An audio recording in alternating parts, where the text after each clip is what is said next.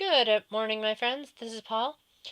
And if you own a Wii U but do not have the budget to get a whole bunch of amazing AAA Nintendo titles like Mario Kart 8, Breath of the Wild, or Breath of the Wild, then Color Bombs is for you, assuming that you have what it takes to be able to go on the eShop and download stuff. Anyway, I picked this game up for 99 cents because of a recent sale that the Wii U is having. Probably Nintendo's way of saying it's getting ready for the Switch. And I was pleasantly surprised by how much the game really gave me my money's worth, for better or for worse. Let's talk about the for better part. Color Bombs' premise is extremely simple. You control a circle, and you place that circle on a white board, and there are a bunch of paintballs flying around on the board.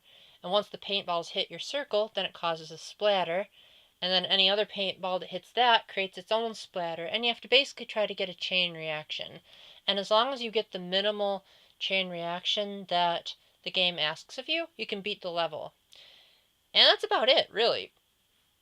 There's only one song in the entire game, but that song is so catchy that it's worth the price of 99 cents alone for the song. Because it sounds like what you would get if you mixed Metroid and Halo together to create a main theme. It's like that cool. For a 99-cent game. Why couldn't games that are like $50 have music like this? Baffling.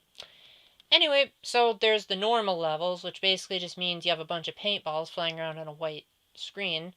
Then there's advanced mode, which has targets that make it slightly harder to place your circle and make the paintballs bounce around more at awkward angles.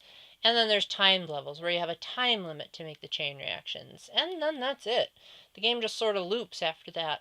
The only replay value is basically to try to beat your high score.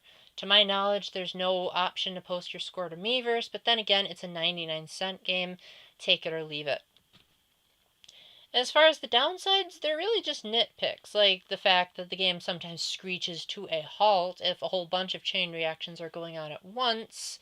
But again, seeing as you do very minimalistic gameplay, move the circle with the control stick, and then press the A button, and then the paintballs do the rest, it's not really a deal breaker, but it sometimes ruins the effect of seeing all those paint colors on the screen like you might have hoped.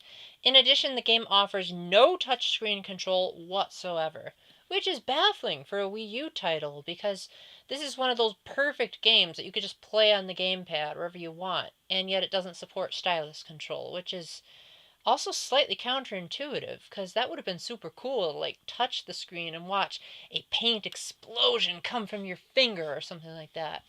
But other than that, there's remarkably little to complain about. This is definitely one of the best priced and best games for your money that the Wii U has to offer, eShop or otherwise.